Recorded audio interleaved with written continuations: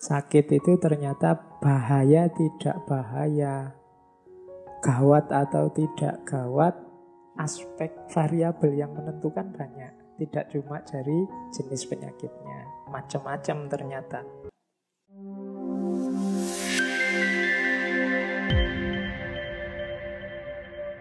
Assalamualaikum warahmatullahi wabarakatuh. Bismillah. Mari kita lanjutkan ngaji filsafat kita, melanjutkan sesi minggu yang lalu. Kita masih ada di sesi musibah. Jadi meskipun situasi kita hari ini masih situasi yang serba prihatin karena ada pandemi virus corona, semoga semangat kita, gairah kita untuk belajar, untuk nambah ilmu tidak menyusut. Karena betapapun setiap peristiwa seperti kita singgung minggu lalu di sesi bencana, pasti di balik itu banyak hikmah-hikmah yang kalau kita bisa menemukannya, insya Allah akan meningkatkan kualitas hidup kita. Ya, meskipun ngaji kita kali ini sifatnya jarak jauh, tidak seperti biasanya. Kalau dulu saya ngajinya rame-rame, kita ngaji di masjid, bisa saling menatap wajah, sehingga bisa lebih gayeng, bisa lebih bisa lebih menyenangkan. Tapi sekarang kita ngajinya jarak jauh. Ini saya duduk sendirian, tidak ada siapa-siapa. Makanya kemarin ada yang tanya, Pak Faiz kok kelihatannya tidak bisa santai ngaji jarak jauh. Iya, wong saya sedang duduk sendirian. Ini khawatirnya kalau ketawa-ketawa sendiri nanti dianggap orang yang Oke, jadi kalau bahasanya usul fikih itu ma yudraku kulluhu la yudraku kulluhu. Apa yang tidak bisa dipenuhi sepenuhnya, ya tidak harus ditinggalkan sepenuhnya. Mungkin ngaji kita kali ini tidak seperti biasanya, ada yang kurang, ada yang terasa berbeda. Saya kira tidak masalah lah, yang penting tidak kita tinggal semuanya, khususnya aspek yang paling utama yaitu nambah wawasan keilmuannya. Sebelum ngaji di tema kita kali ini saya ingin menegaskan, ini di beberapa sesi dulu sering saya sampaikan. Saya lupa minggu kemarin sudah saya sampaikan apa belum.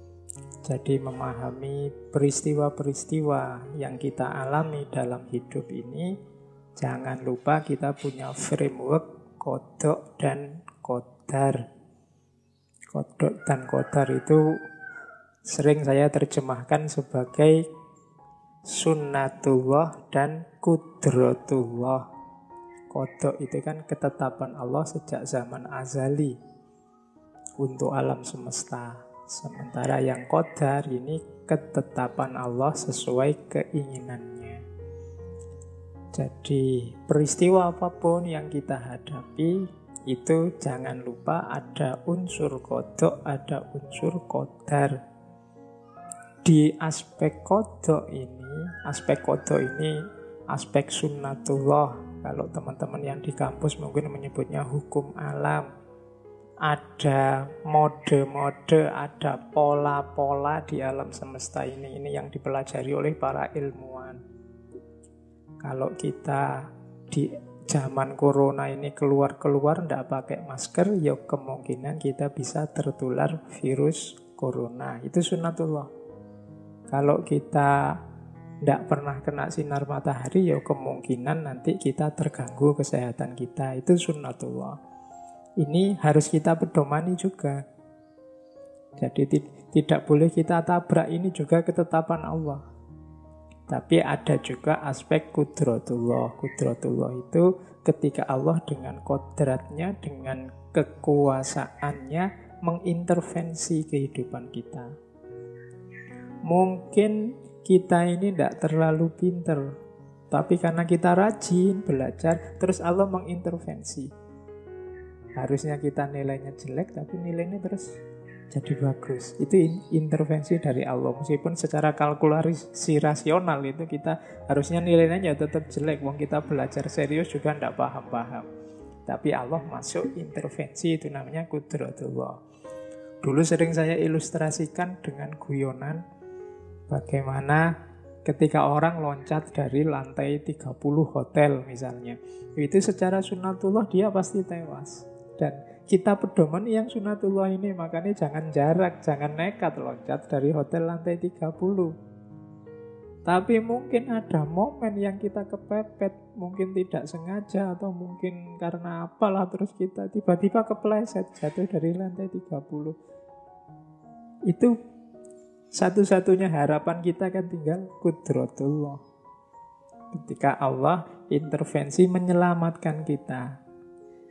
Mungkin ada kita kecantol di lantai 29, apa di bawah ternyata ada trailer yang bawa kasur tinggi sekali sehingga kita selamat dan macam-macam, itu qudratullah. Namun dalam hidup ini kita wajib memedomani juga sunnatullah, termasuk menghadapi pandemi ini. Jangan tiba-tiba sudahlah ini takdirnya Allah, dipasrahkan saja pada Allah. Saya keluar juga bebas-bebas saja, kalau waktunya sakit ya sakit. Rumusnya tidak begitu. Pandangan itu tidak salah, tapi pandangan itu ada di kubu qudratullah.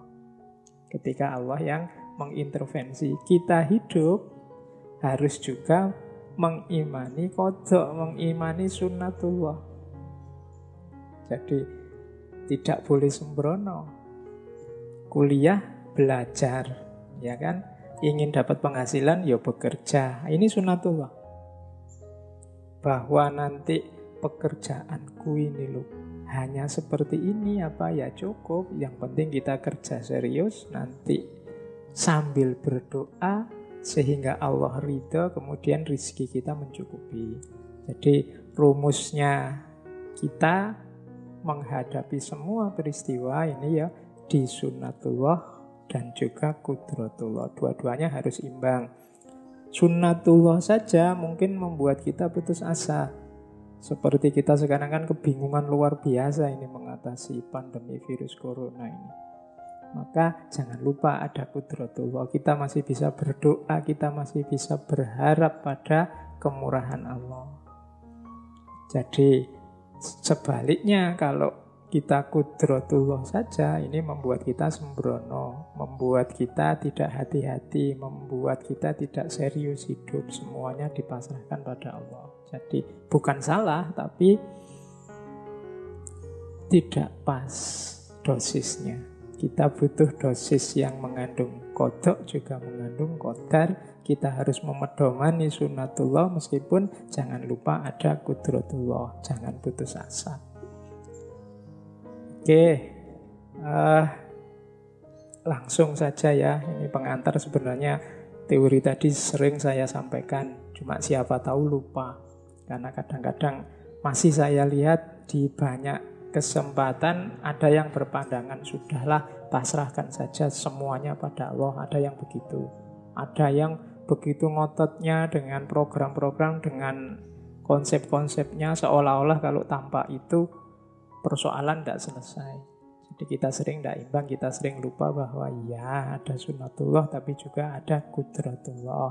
Tapi jangan jujuk qudratullah karena kita wenang berusaha dengan memedomani sunnatullah.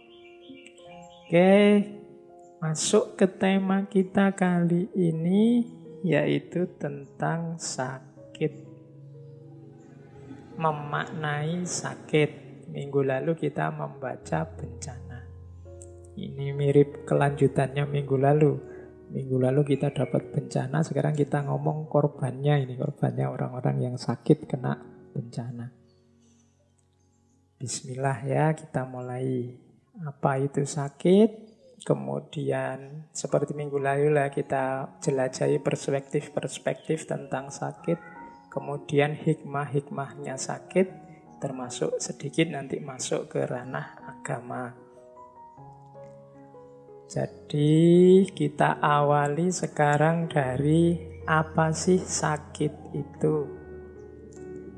Saya mengambil konsep dari bahasa Inggris ya, karena kalau di bahasa Indonesia kelihatannya variasinya kurang detail. Dalam bahasa Inggris, sakit itu kadang disebut disease, kadang disebut illness, kadang disebut sickness. Ini 3 istilah. Maksudnya beda. Dalam bahasa Inggris ini kadang-kadang kita 3-3-nya kalau di bahasa Indonesia kan ya terjemahannya sakit. Tapi dari yang dimaksud istilah itu sebenarnya berbeda. Kalau disease ini hubungannya dengan tubuh itu sendiri yang sakit. Itu namanya disease. Kepala yang pusing itu disease. Gigi yang patah itu disease. Rambut yang rontok itu disease. Ini dokter itu biasanya pertama-tama yang dilihat ini, yang dicari ini akar penyakit itu di disease. Apa yang terjadi dengan organ tubuh kita. Ini yang perlu disembuhkan. Namanya disease. Beda sama illness. Illness ini juga sakit.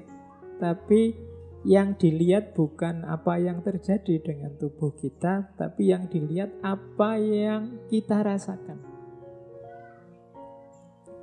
Kalau yang disease tadi perlu disembuhkan, tapi yang illness ini harus dikontrol dan diatur. Mungkin rambut kita rontok, tapi rambut yang rontok ini bisa bagi orang tertentu biasa saja, bisa bagi orang tertentu bahaya ini. Gelisah dia. Nah itu illness. Jadi rambut yang rontok bagi saya itu biasa, orang itu nggak rontok ya. Tapi kalau pas ada orang lain rambutnya rontok, kan ada yang panik luar biasa. Itu illness. Ada yang orang tertentu pusing sedikit itu biasalah. Tapi bagi orang yang lain pusing sedikit aja sudah panik. Itu illness. Bahkan ada orang yang tidak sakit tapi merasa sakit. Itu illness. Tubuhnya itu biasa-biasa. Tidak ada yang salah, tapi dia merasa sakit. Kalau dalam psikologi kan disebut psikosomatis itu. Jadi illness ini ada bedanya antara disease sama illness. Illness ini rasa individu tentang sakit yang dialaminya. Ada yang ketiga yaitu sickness. Kalau sickness ini kesepakatan sosial.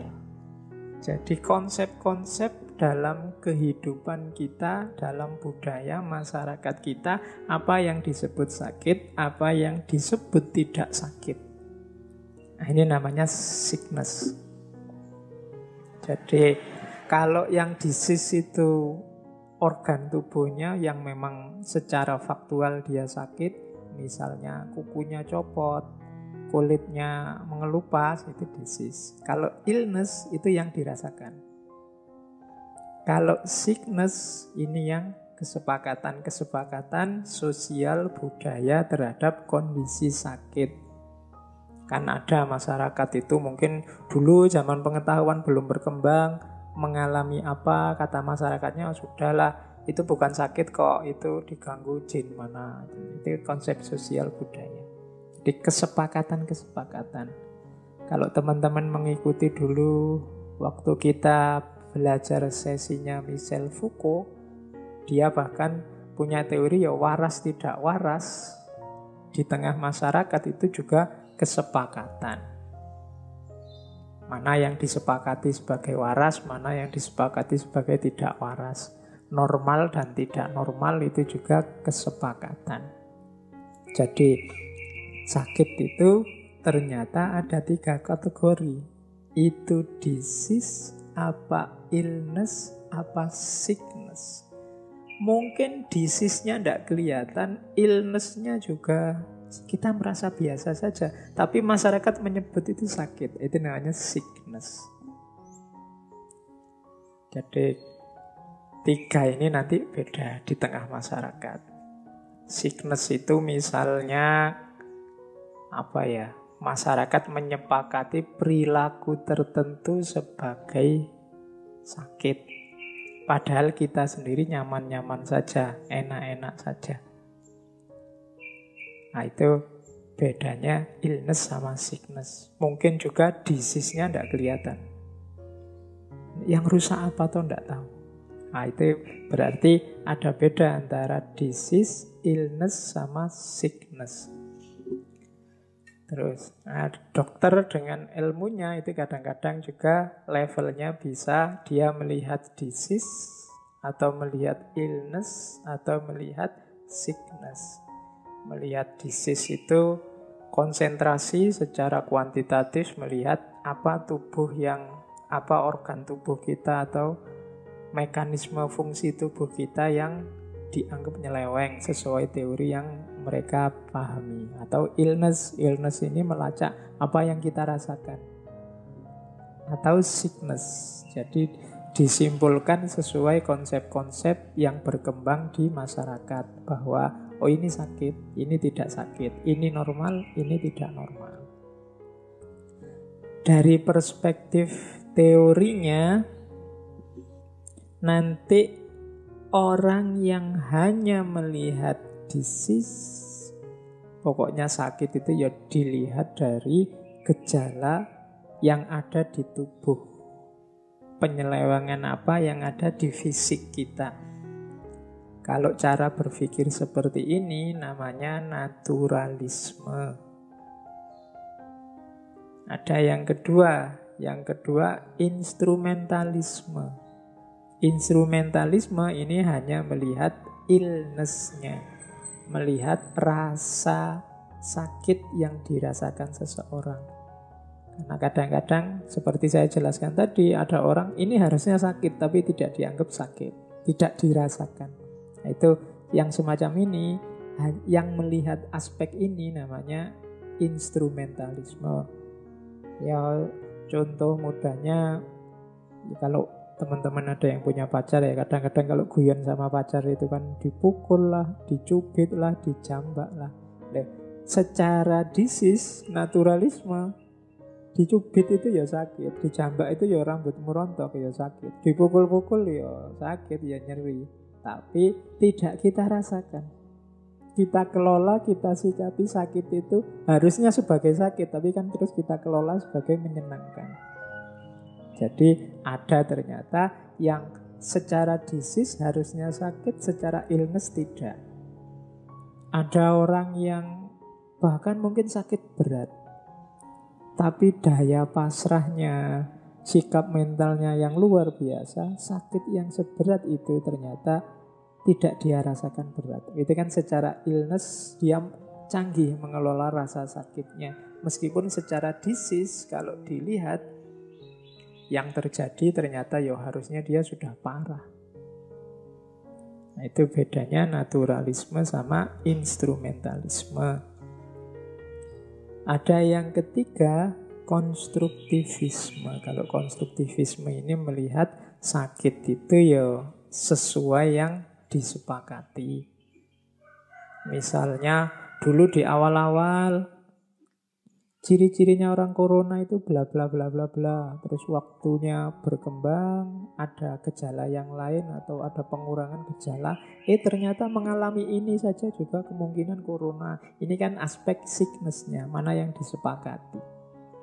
Kesepakatan bersama di antara kita. Ini yang kita sebut sakit, ini yang kita sebut sehat. Di teori konstruktivisme ini ada pandangan bahwa sebenarnya situasi sakit dan sehat itu disepakati bergantung pada perilaku dan situasi masyarakat. Masyarakat kita tidak suka rasa nyeri, maka nyeri disebut sakit.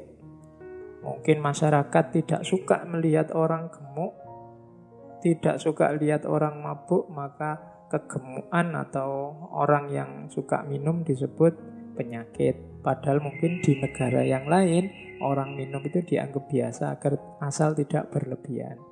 Nah, jadi itu namanya konstruktivisme. Sakit tidak sakit sesuai kesepakatan masyarakat. Kalau instrumentalisme, sakit tidak sakit, yang dilihat apa yang kita rasakan. Kalau naturalisme, sakit tidak sakit, melihat aspek organ tubuh kita mana yang malfungsi, mana yang tidak berjalan semestinya. Ternyata sakit juga ada macam-macam pandangan. Kita lanjutkan.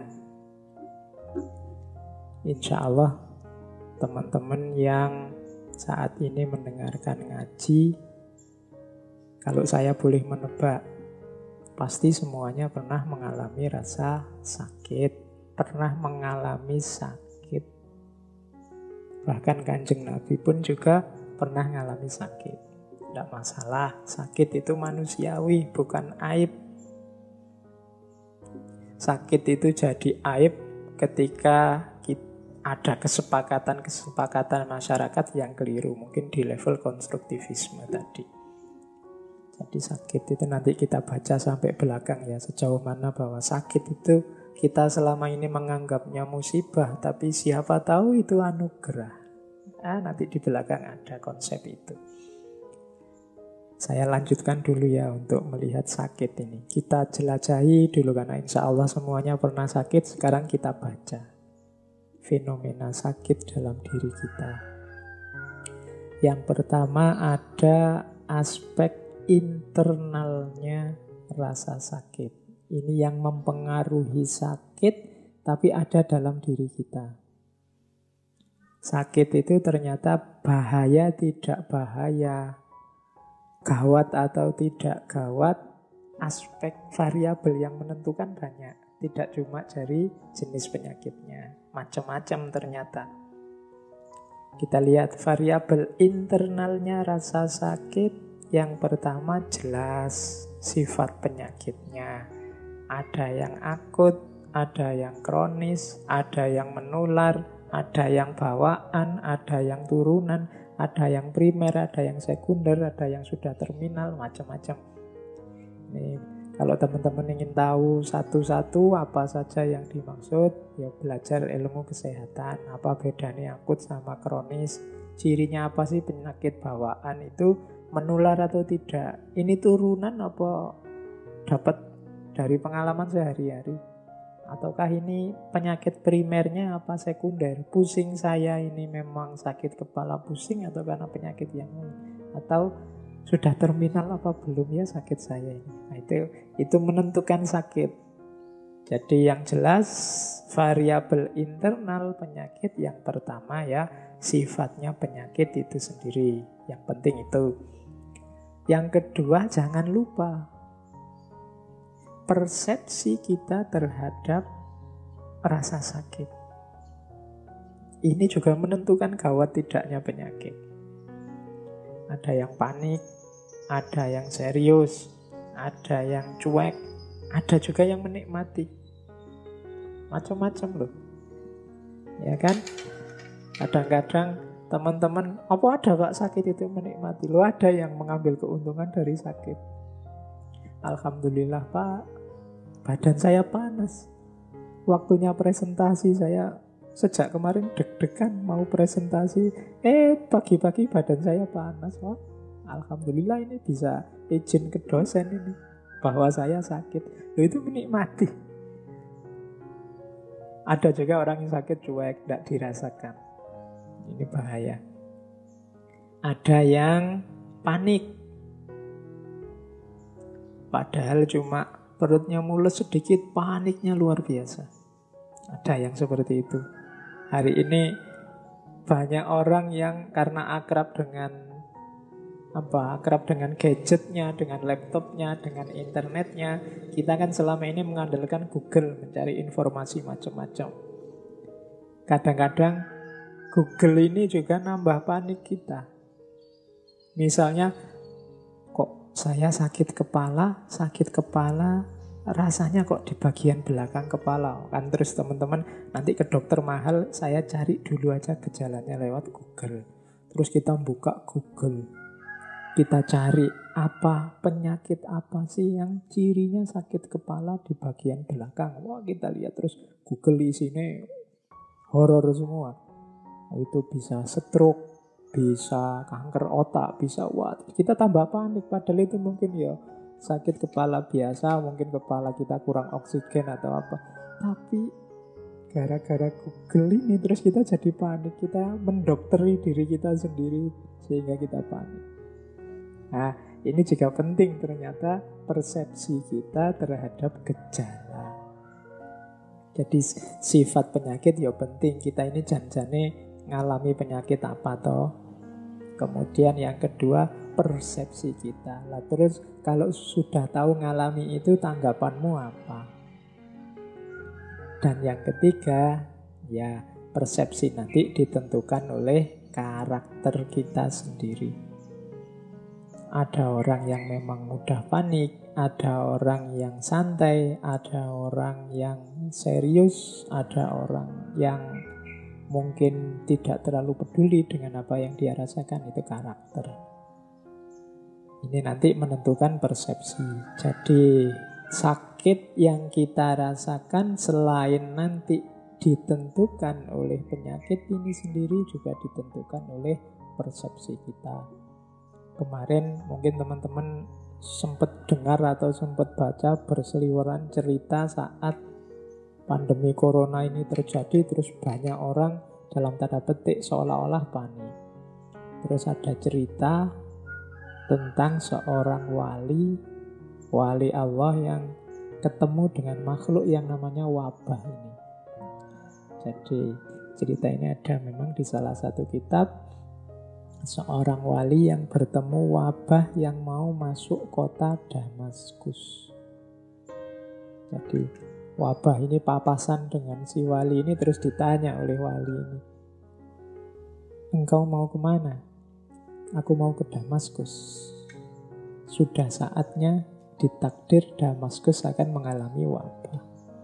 Katanya sang wali, ya sudah monggo. Tugasmu memang itu. Tapi saya tanya, kira-kira nanti korbannya berapa? Saya dapat amanat untuk sedikitnya untuk mengambil sekitar 1.000 nyawa dari wabah ini. Akhirnya oleh si wali ya dipersilahkan, begitu memang tugasnya.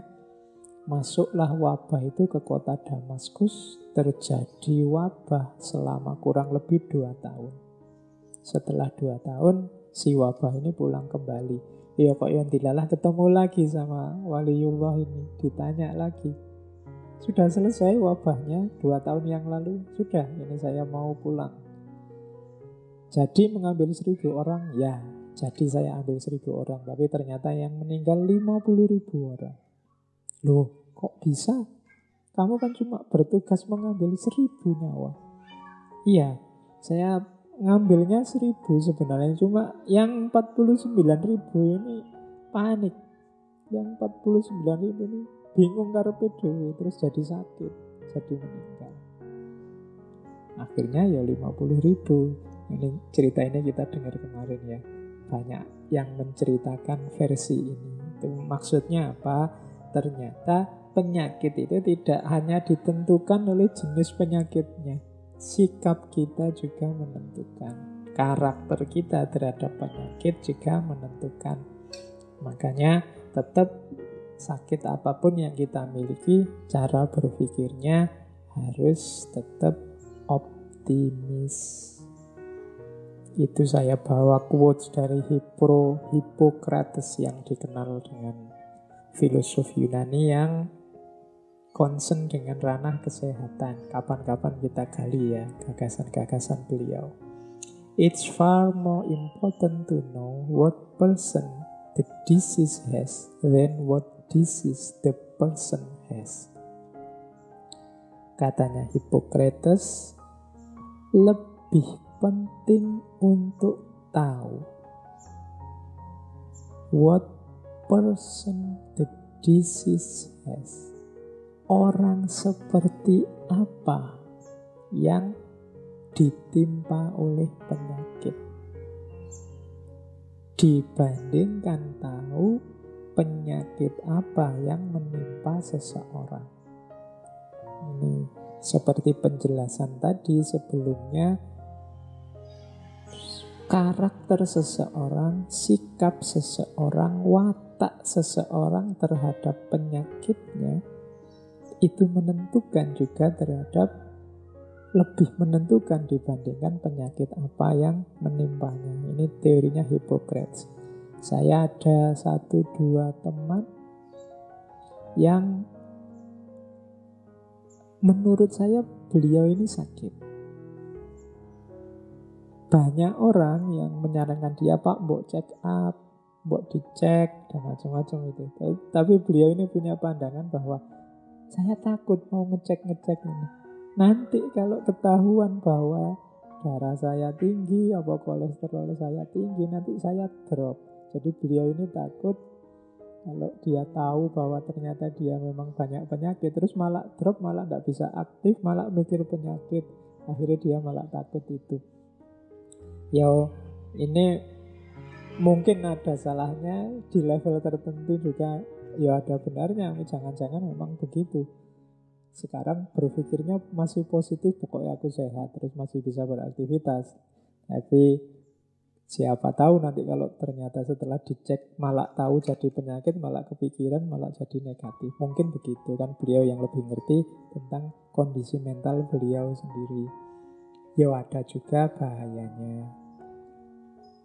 Jadi hidup itu kan selalu begitu, harus tepat mengambil keputusan di titik yang sangat akurat, karena meleset sedikit seperti tadi antara manfaat dan bahaya itu kan sama-sama ada. Kalau kita ngambil keputusannya tidak pas, ya nanti justru keliru jadi bahaya. Tapi katanya Hippocrates tadi ini, jadi penyakit itu berarti apa? Tidak sekedar penyakit apa yang nempel ke kita, tapi lebih penting lagi karakter apa yang kita miliki sehingga berpengaruh terhadap rasa sakit. Jadi disease yang berpengaruh terhadap illness. Oke, kita lanjutkan. Kalau tadi sudah variabel X internal, sekarang kita masuk ke variabel eksternal. Di variabel eksternal ini berarti yang berpengaruh terhadap sakit yang kita alami ternyata tidak hanya internalnya saja, tapi juga eksternal. Internal tadi 3 tadi, jenis penyakitnya, kemudian sikap kita dan karakter kita terhadap penyakit. Kalau yang eksternal ini berhubungan dengan yang pertama, dengan masyarakat. Jadi masyarakat juga di sekeliling kita ini juga penting loh, berpengaruh terhadap sakit yang kita alami. Ini masyarakat sekeliling kita ini tipenya menguatkan orang yang sakit, menyusahkan orang yang sakit, atau tipe cuek saja kalau ada tetangganya sakit. Ini juga berpengaruh. Jadi ada masyarakat yang sangat peduli, ada masyarakat yang cuek, atau jangan-jangan ada masyarakat yang tidak peduli. Sakit atau tidak sakit, masih harus menetapi kewajiban-kewajiban kemasyarakatan misalnya. Ini menentukan juga ternyata terhadap kondisi sakit. Yang kedua, nilai dan budaya di tengah masyarakat juga menentukan. Ada zaman saya KKN dulu, ada masyarakat yang kalau sakit tidak percaya dokter. lebih percaya pada paranormal-paranormal yang hidup di kampung itu. Itu nilai dan budaya di tengah masyarakat. Lebih percaya pada misalnya pengobatan herbal. Itu kan nilai dan budaya di tengah masyarakat. Tidak mau obat kimia, maunya obat-obatan yang diambil dari alam. Ya meskipun sebenarnya kimiawi itu ya termasuk bagian dari alam sebenarnya. Tapi akan ada orang yang tidak mau obat buatan pabrik, maunya racikan jamu dan macam-macam lah. Yang pandangan-pandangan ini kan banyak di tengah masyarakat. Ini mempengaruhi juga kondisi si sakit. Ada juga yang ketiga, pengaruh ekonomi. Kalau ini saya tidak perlu menjelaskan ya. Ya ekonomi ya penting. Saya Pak, tidak anti dokter sih. Apalagi kalau bisa ya ke dokter spesialis. Nih ya biayanya tidak ada ya Pak. Ekonomi itu kan menentukan juga. Saya cukup Pak minum ramuan daun ini. Lah kok tidak ke dokter? Tidak kuat bayar. Gitu. Ekonomi ikut bermain.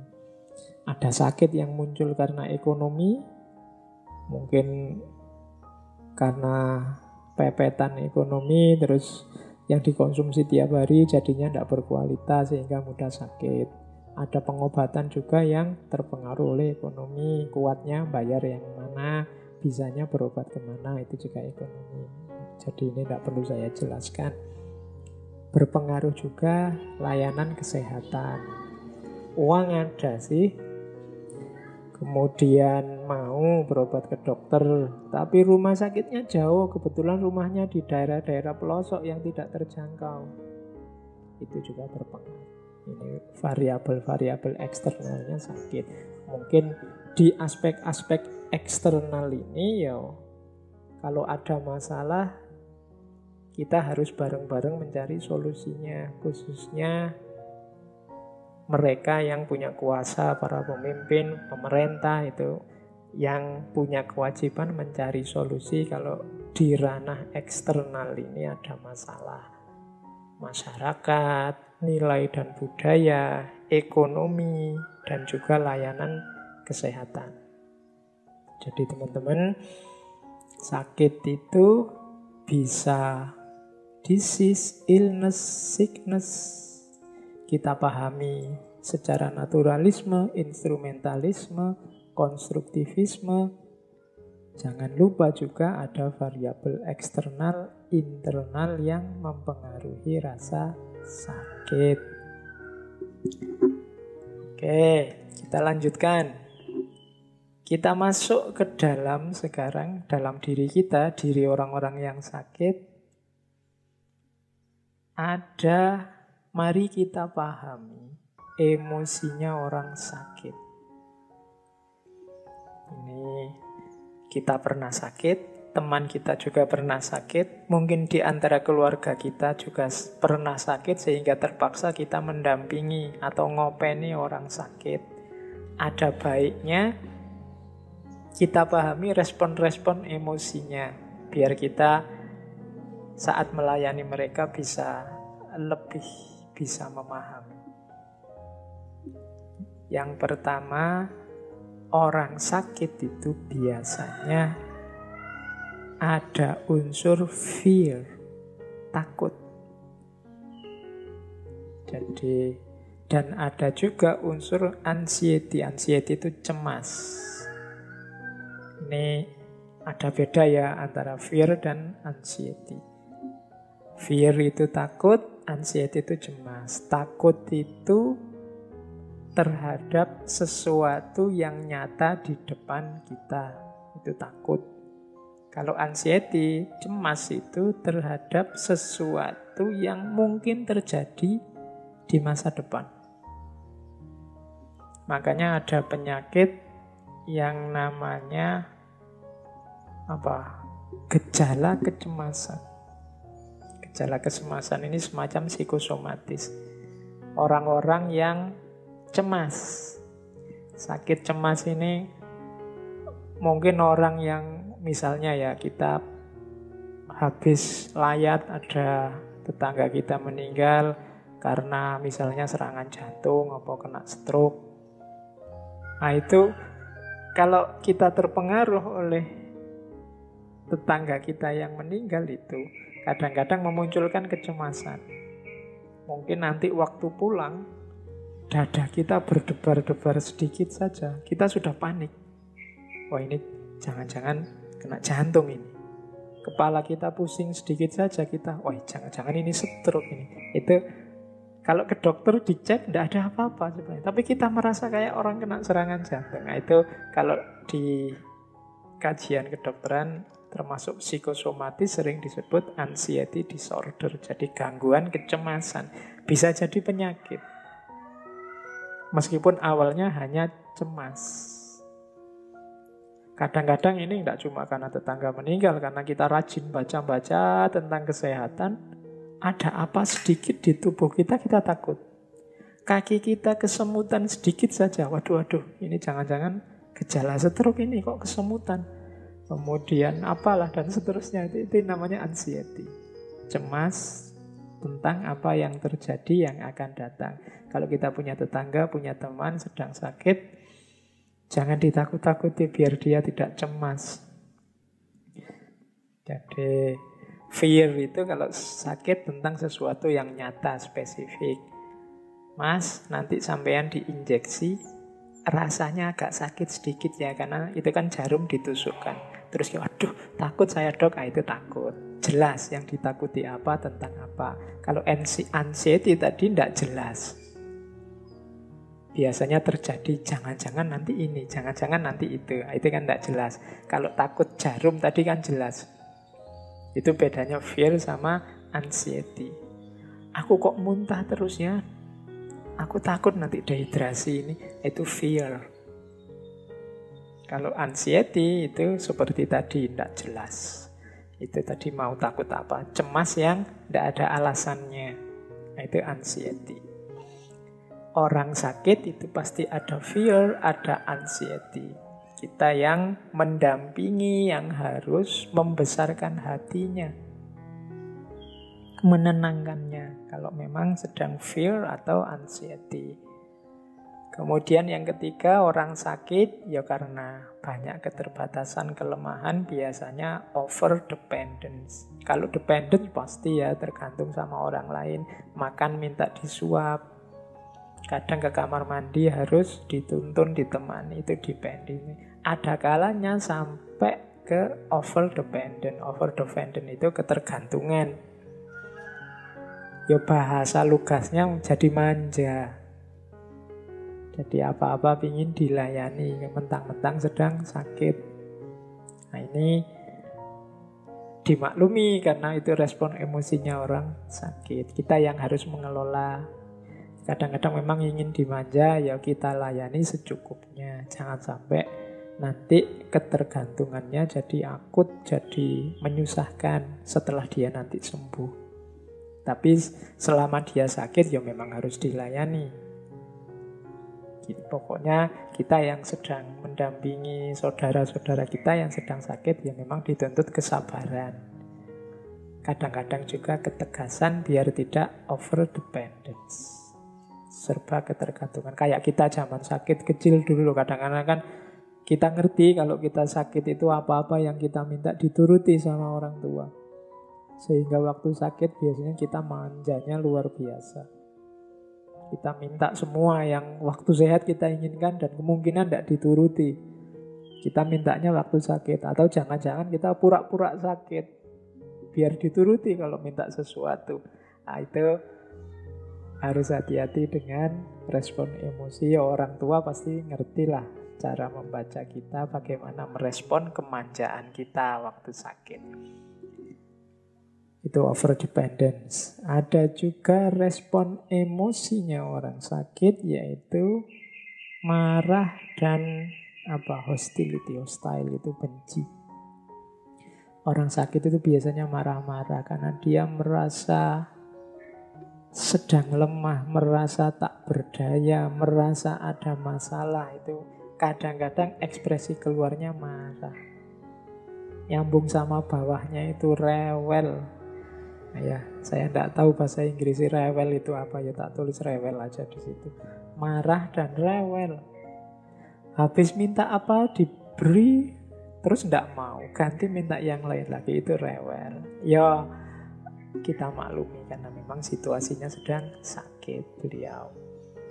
Marah itu harus kita mampu menampung kemarahan mereka karena mereka sedang merasa lemah, sedang merasa tak berdaya, sedang merasa tidak enak, sedang merasa kesakitan dan lain sebagainya. Kadang-kadang keluarnya dalam bentuk kemarahan dan juga kerewelan.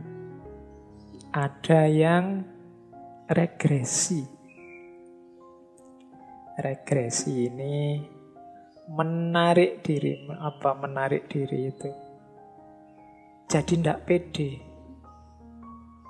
merasa dirinya tidak berguna, merasa dirinya tidak penting lagi, merasa dirinya sudah mau mati. Itu biasanya terus dia menarik diri. Diajak ngomong tidak mau, ada tamu ingin ketemu dia tidak mau. Pokoknya regresi, dia ingin menarik diri, merasa dirinya tidak penting, merasa dirinya tidak ada gunanya. Itu regresi. Kitalah yang mendampingi mereka, yang membersamai mereka, harus sabar, kemudian menyingkirkan semua hal-hal negatif yang ada di pikiran mereka. Ya harus pelan-pelan, karena memang kondisinya sedang sakit.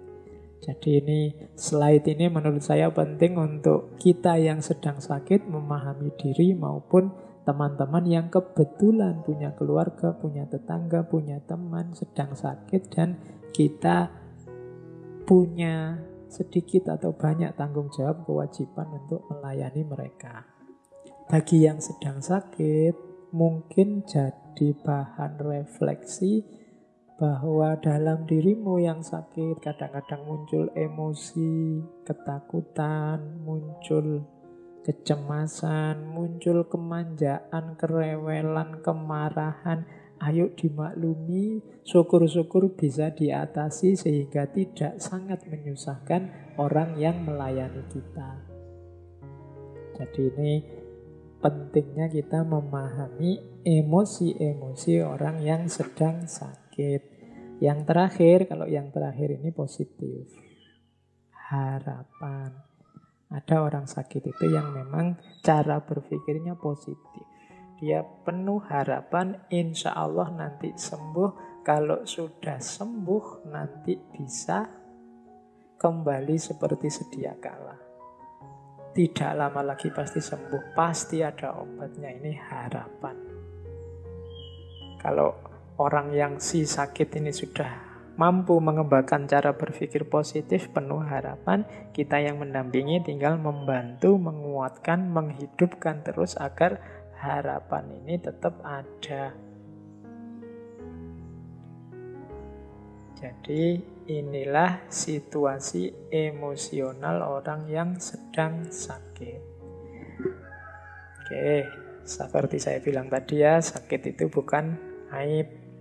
Tapi sakit itu sesuatu yang manusiawi yang menimpa kita sebagai manusia yang punya titik-titik lemah. Saya lanjutkan.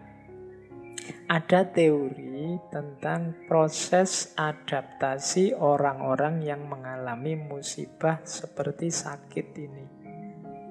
Ini penting bagi kita yang sakit atau yang sedang mendampingi orang sakit.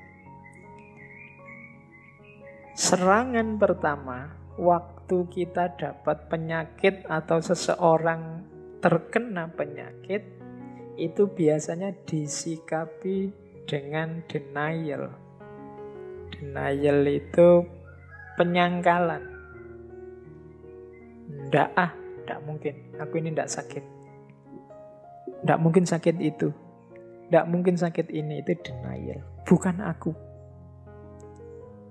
Ini kemarin di berita banyak ya orang yang disuspek sakit, sudah terkena virus yang hari ini populer sekali itu, tapi ada denial. Jangan dimarahi orang-orang denial ini, itu manusiawi. Orang yang di pukulan pertama dia menyangkal. Ya kayak teman-teman itu loh, kalau waktu sedang Baru diputus pacarnya pertama kita kan denial. Enggak lah, enggak mungkin, enggak seperti ini. Nah itu denial, menolak. Ini aku mesti sedang mimpi, itu denial. Apa salahku, apa dosaku, denial, menyangkal. Manusiawi. Karena dapat ndak enak pertama itu kan biasanya kita tolak. Yes, mudahnya kalau teman-teman makan itu loh. Kalau tiba-tiba menelan barang pahit atau barang ndak enak itu kan biasanya refleks terus kita muntahkan. Itu denial. Jadi orang yang sakit di pukulan pertama, di serangan pertama secara mental biasanya denial, menolak. Terus yang kedua, kalau ternyata memang benar kamu mau menolak gimana, hasil labnya sudah seperti itu, sudah jelas bahwa gejala-gejalanya kamu mengalami penyakit itu, biasanya level 2-nya adalah anger, marah. Entah marah yang dipendam dalam dirinya sendiri atau mungkin ada yang diungkapkan keluar. Jadi setelah jelas bahwa iya ternyata aku ini sakit, biasanya marah. Kayak kalian ya, tadi habis diputus denial, ternyata diputus beneran kan, terus marah. Fotonya dirobek-robek, postingan yang kemarin di Instagram, di Twitter, di Facebook terus dihapusi semua. Nah, itu anger, ekspresi dari kemarahan.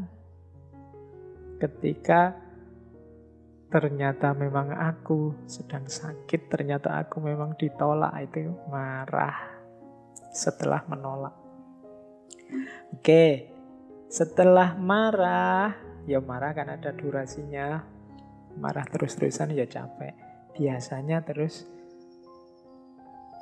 ketika sudah turun marahnya muncul apa? Bargaining atau negotiation.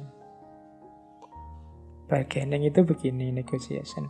Ya mungkin aku terkena virus, tapi bukan yang paling parah kan, tapi masih ke depan nanti masih sebentar lagi bisa disembuhkan kan, ada harapan kan, aku bisa balik padanya lagi kan, itu bargaining, negotiation. Jadi setelah marah menawar, itu bargaining. Yang lain banyak juga kan, nah itu bargaining. Nggak cuma aku kan, itu bargaining. Yang sembuh lebih banyak kan daripada yang mati, itu negotiation, bargaining, menghibur. Kadang-kadang hiburan ini tidak sukses juga ternyata. Misalnya tadi, yang meninggal lebih sedikit kan daripada yang sembuh misalnya. Terus jawabannya, iya sih, yang meninggal lebih sedikit. Tapi yang meninggal itu rata-rata yang faktor resiko. Nah, kamu punya faktor resiko ini. Nah, itu berarti bargainingnya gagal. Kayak tadi diputus. Nanti kapan-kapan bisa kembali kan? Iya sih bisa kembali, tapi dia mau kawin ini langsung. Jadi seandainya kembali besok ya sudah janda. Nah, itu hancur sudah kan, ambiar kamu. Bargainingnya gagal sudah. Nah, tadi marah, sudah turun melakukan bargaining, gagal, yang terjadi apa? Biasanya depression. Depresi, stres. Nah ini ya teman-teman yang mendampingi saudara-saudara kita yang sakit, ayo dipahami ya fase-fase ini. Ditemani, benar jangan sampai melakukan hal-hal yang negatif, yang kontraproduktif untuk kesembuhannya. Apalagi di fase depresi ini. Bantu dia melewati fase depresi ini. Sampai nanti terakhir acceptance. Biasanya kalau sudah pulih sama sekali, sudah sadar sama sekali tentang kenyataan dirinya, baru bisa menerima. Ya sudah, memang situasiku memang begini, mau apa lagi?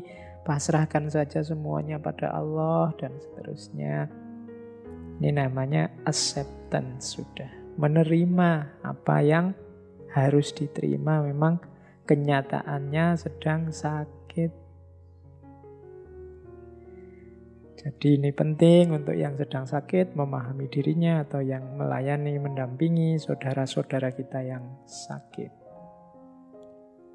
Baik teman-teman, kita lanjutkan. Saya kira tentang kondisi-kondisi yang berhubungan dengan sakit dan penyakit kita lewati. Yo, kalau ada yang mau sampai detail, ya monggo belajar ilmu-ilmu kesehatan, belajar ilmu-ilmu keperawatan dan lain-lain. Itu materi-materi yang saya sampaikan ini pasti lebih akrab di ranah itu. Kita masuk ke sekarang kajian filsafatnya. Anggap saja yang tadi pengantarnya. Meskipun menurut saya ya penting sebenarnya untuk situasi kita hari ini. Karena hari ini itu kan pandemi yang jenisnya penyakit. Pasti nanti yang kita hadapi adalah orang-orang yang terkena penyakit, orang-orang sakit. Baik, sekarang kita masuk ke aspek ngaji filsafatnya. Kita gali hikmah-hikmahnya sakit. Saya awali dari filsafatnya. Jangan lupa, tadi di depan saya bilang sakit itu jangan-jangan juga ada unsur anugerahnya. Ada unsur hikmahnya. Tidak cuma musibah, tidak semata-mata bencana. Kita lihat sekarang hubungan sakit dan filsafat. Mungkin ada di antara teman-teman yang sedang sakit. Ayo kita masuk ke filsafat dengan pengalaman sakit yang kita miliki. Jadi sakit ini ternyata bisa mendorong orang untuk berfilsafat. Nah, ini unik ya. Jadi ternyata sakit ini bisa jadi salah satu kunci yang memicu kita berfilsafat. Di catatan saya paling tidak ada 4 titik yang menguntungkan kita, membawa kita ke ranah filsafat saat kita sedang sakit. Yang pertama apa? Mari kita sadari saat kita sakit itu biasanya kita dipaksa untuk menerima bahwa manusia itu termasuk kita punya kelemahan-kelemahan, punya keterbatasan-keterbatasan. Nah, ini bisa membawa kita ke ranah refleksi filosofis, refleksi tentang diri kita sebagai manusia dan segala keterbatasannya. Ternyata manusia itu lemah, ternyata manusia itu terbatas. Aku yang selama ini merasa kuat, aku yang selama ini seolah-olah merajai dunia, merajai lingkungan sekelilingku, seolah-olah bisa mengatasi masalah apa saja, ternyata tidak. Nah, ini refleksi dari kesadaran saat sakit. Mungkin teorinya sudah ngerti tentang kelemahan dan keterbatasan manusia sebelum sakit. Tapi saat sakit tidak cuma teori yang kita pahami, tapi juga mengalami langsung titik lemahnya manusia. Seenak apapun makanan, seluar biasa apapun kekayaan, sedahsyat apapun pasangan yang cantik, yang ganteng, ternyata waktu kita sakit tampak tidak ada nilainya, tidak bisa diandalkan untuk hidup kita. Oh, ini membawa refleksi. Pengalaman langsung. Yang pertama itu. Sakit mendorong kita berfilsafat. Yang kedua, kondisi sakit selain dia memancing refleksi, ternyata juga merupakan tantangan untuk kita menaklukkan dan meluaskan. Tadi kan kita terbatas. Biasanya Orang yang mau berpikir lebih jauh tidak sekedar menerima kelemahan dan keterbatasan, tapi itu dianggap sebagai tantangan untuk ditaklukkan. Iya ya, ternyata aku ini terbatas kalau hujan, kena air, terus flu, terus pilek. Nah, ini tidak sekedar diterima, tapi kita bisa berefleksi lebih jauh gimana caranya menaklukkan situasi. Agar kita gimana caranya ya mensiasati agar aku kuat misalnya. Atau bikin apa sehingga kalau hujan, aku tidak kena hujan, bisa jalan-jalan keluar tapi tidak kena hujan waktu hujan. Nah, ini namanya penyakit, keterbatasan, kelemahan kita jadikan tantangan. Para dokter, para ahli mungkin sekarang sedang berusaha keras untuk mencari obat, vaksin juga untuk mengatasi virus corona ini. Ini karena mereka menganggap sakit tadi, kelemahan dan keterbatasan manusia tadi sebagai tantangan yang harus ditaklukkan. Tidak sekedar diterima. Diterima ya, tapi terus dicarikan solusinya. Karena pasti ada pola, ada rumus, ada kategori-kategori. Itu yang tadi di awal saya sebut, itu sebagai sejenis sunnatullah yang harus kita pahami, kita taklukkan. Yang pertama, sakit mendorong kita berefleksi tentang kelemahan, keterbatasan diri. Yang kedua, sakit juga ternyata membantu kita untuk kreatif, meluaskan batas hidup kita, meluaskan batas kelemahan kita, menaklukkan kelemahan-kelemahan kita. Itu berarti yang pertama mendorong berpikir refleksif, yang kedua mendorong berpikir solutif dan kreatif. Itu kontribusi dari sakit. Yang ketiga, ini ada pengaruh juga membantu kita, rasa sakit itu membantu distancing effect. Membuat kita menjauh sebentar dari rutinitas, dari keramaian. Wah, ini saya harusnya tidak menjelaskan detail. Yang ketiga ini kita ngalami langsung hari ini. Wabah ini membuat kita dipaksa untuk mengambil jarak dari rutinitas, dari orang lain. Kenapa sih distancing effect ini penting? Karena memang untuk berpikir objektif, untuk berpikir jernih, itu kita perlu sedikit mengambil jarak dari yang kita baca. Kalau kita masih di dalam, masih terlibat, masih sangat dekat, biasanya berpikirnya masih kurang objektif. Saya misalnya saya sebagai dosen di fakultas mana, di kampus mana, itu biasanya misalnya saya memahami kampusku sendiri, memahami jurusanku sendiri, itu ya susah objektif wong saya terlibat di dalam situ terus. Untuk bisa objektif agak menjauh sedikit, kemudian dilihat dari luar, dibaca dengan jarak tertentu, biasanya lebih objektif. Kita sendiri juga begitu, kalau masih terlibat dengan rutinitas kita sehari-hari, biasanya juga kita anggap yang rutin itu baik saja terus. Maka perlu fungsi distancing effect, fungsi menjauh. Nah, sakit ini memberi kita fasilitas itu. Jadi memberi kita fasilitas untuk berpikir jernih dengan cara menjauh sebentar.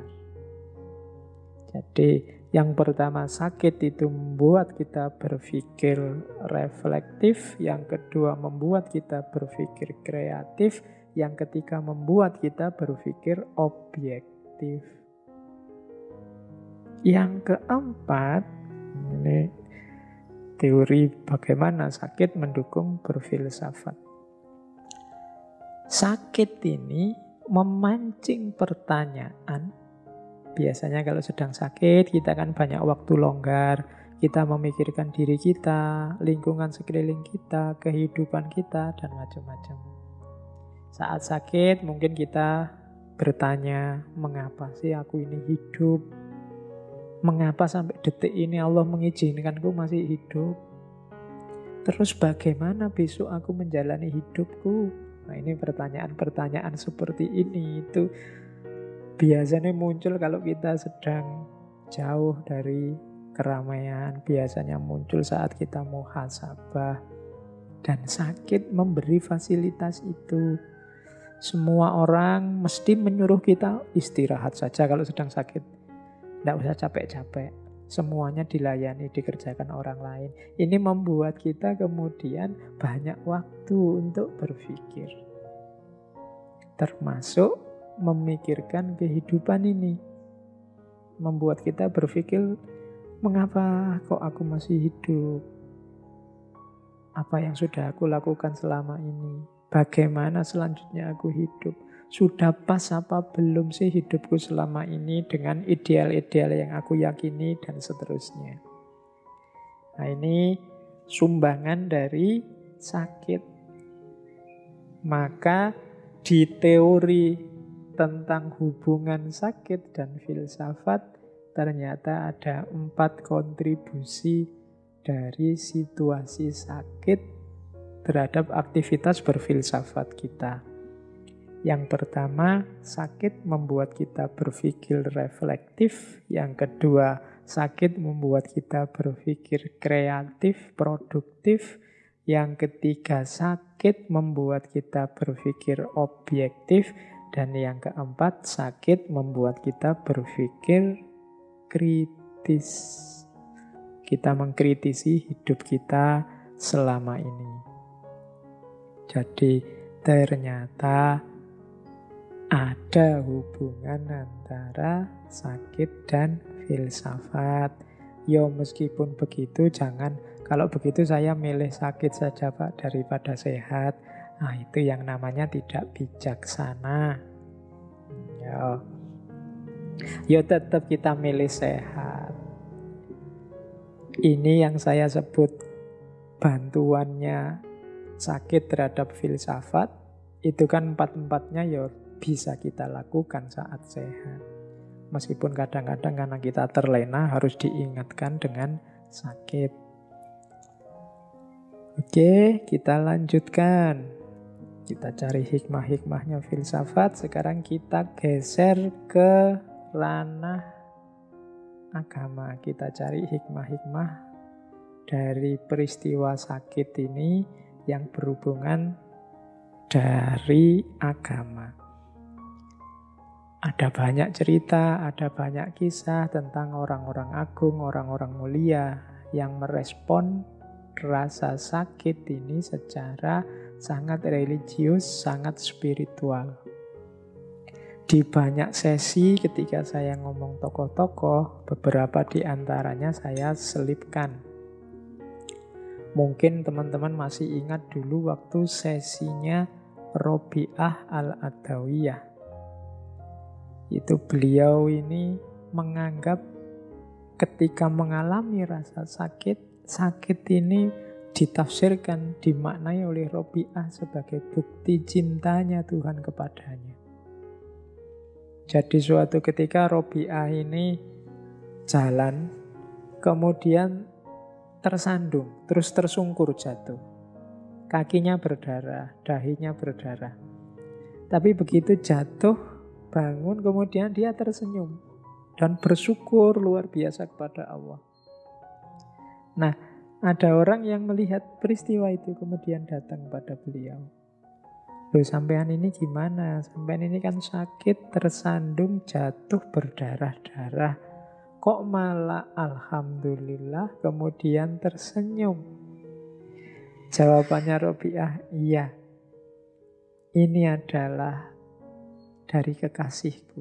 Ini adalah bukti cinta dari kekasihku.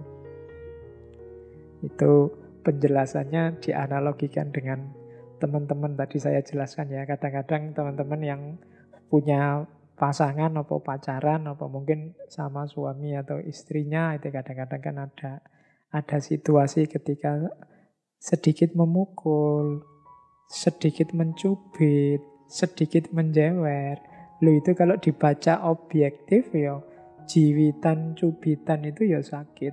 Pukulan itu ya nyeri dirasakan. Jeweran itu ya sakit. Tapi kan kita menanggapinya dengan bahagia, dengan senyum, dengan mesra. Kenapa? Karena kita tahu bahwa cubitan, pukulan, jeweran itu ekspresi dari sayangnya pasangan kita pada kita. Ekspresi manja dari pasangan kita pada kita. Nah, Robiah ini memaknai sakit yang dia alami, yang menimpa dirinya semacam itu. Sakit adalah bukti cinta Tuhan padaku. Bahwa Tuhan tidak cuek padaku. Karena bagi orang-orang yang saling mencintai, musibah yang luar biasa adalah ketika kekasih sudah tidak peduli lagi. Ketika seorang kekasih sudah cuek terhadap keberadaan orang yang dia cintai. Nah, Robiah begitu. Jadi dapat sakit malah bersyukur. Alhamdulillah Allah tidak cuek padaku. Aku ya diingatkan, aku ya dijawil, aku ya kadang-kadang dicubit, kadang-kadang dijewer. Menunjukkan kekasihku perhatian padaku. Nah, ini versi Sufi biasanya semacam ini cara memahami rasa sakit. Dulu saya lupa di sesi apa kan juga ada cerita ketika seorang Sufi naik perahu bersama banyak temannya, tiba-tiba ada badai. Semua orang takut, semua orang pontang-panting ke sana kemari untuk gimana caranya biar bisa selamat dari badai. Kecuali si Sufi ini. Sang Sufi ini malah duduk tenang sambil senyum. Melihat orang lalu lalang di depannya. Terus ada orang protes. Sampean ini gimana sih? Ini loh ada bahaya ini. Kita semua mau tewas ini. Sampean kok malah diem saja duduk sambil senyum-senyum. Si Sufi ini terus bilang, loh aku harus gimana lagi? Ini pemberian kekasihku. Ini anugerah dari kekasihku. Insya Allah dia hanya menghendaki kebaikan untukku. Nah ini level-levelnya Sufi. Mungkin kalau kita agak berat ya nyampe makom ini. Tapi ini untuk referensi kita saja. Siapa tahu nanti dalam hidup kita sampai pada titik yang secara sunnatullah agak sulit kita berharap. Karena sakit atau musibah yang kita alami. Tapi jangan lupa kita masih punya qudratullah. Kita bisa membaca peristiwa bencana, peristiwa musibah itu juga sebagai bukti cintanya Allah, sebagai anugerah Allah pada kita yang tidak harus melahirkan kemarahan atau keluhan, tapi justru melahirkan rasa syukur. Karena semuanya kita posisikan sebagai bukti dari kepedulian Allah, sebagai bukti dari cinta Allah kepada manusia. Ini juga saya bawa salah satu perspektif tentang sakit. Ini dari kitab Al-Mawa'idh Al-Usfuriyah, ini yang banyak dikaji di pesantren-pesantren.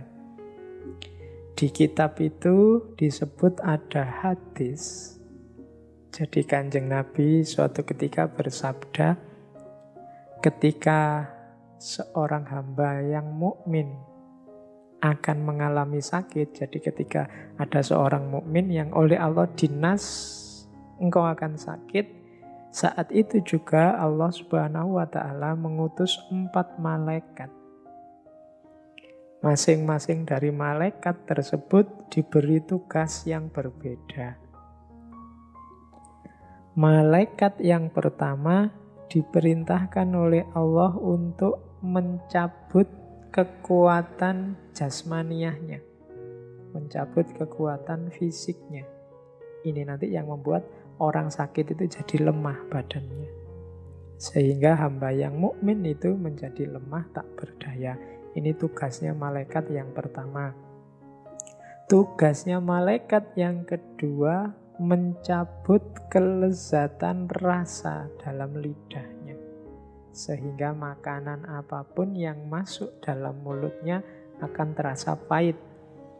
Nah, malaikat yang kedua tugasnya mencabut rasa. Makanya orang sakit itu seenak apapun makanan ya rasanya pahit. Malaikat yang ketiga diperintahkan oleh Allah untuk mencabut kecerahan wajahnya. Sehingga raut mukanya akan terlihat pucat.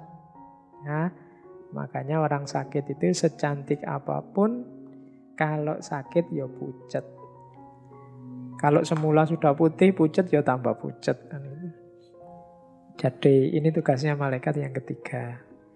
Nah, malaikat yang terakhir diutus oleh Allah untuk mencabut semua dosanya.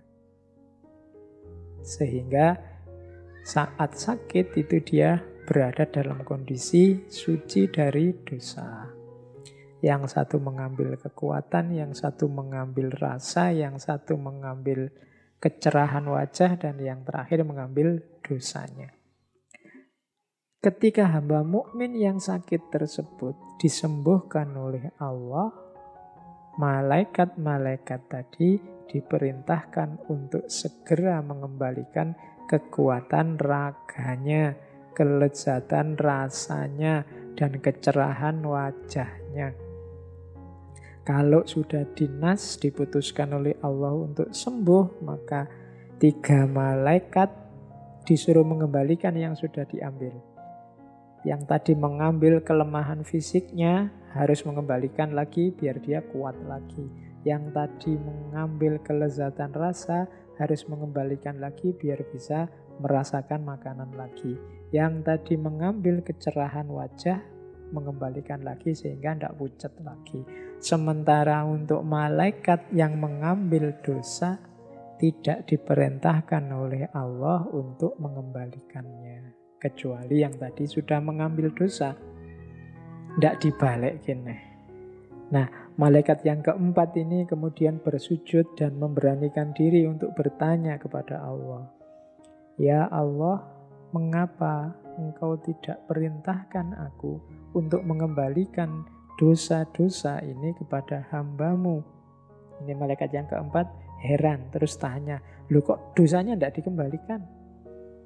Kan fasilitas-fasilitas yang lain dikembalikan.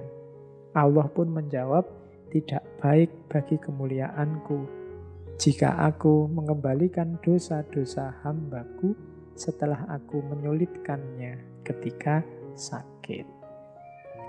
Ini untuk membesarkan hati kita, untuk kita tahu bahwa jangan takut, sakit adalah penggugur dosa. Baik, kita lanjutkan. Dari banyak referensi, ini saya rangkum saja tentang hikmahnya orang sakit dari aspek spiritualitas, religiositas. Jadi, jangan marah, jangan kecewa, jangan merasa tak berharga saat kita sakit karena kita sedang diberi fasilitas yang luar biasa oleh Allah dengan rasa sakit itu. Coba kita perhatikan hikmah-hikmahnya orang sakit. Yang pertama, orang sakit itu pasti lebih sering menyebut nama Allah dibandingkan ketika sehat. Silahkan kita introspeksi, silahkan teman-teman ngecek. Nama Allah itu insya Allah lebih banyak muncul saat kita dalam kesulitan, dalam kesusahan, dalam kondisi sakit dari mulut kita.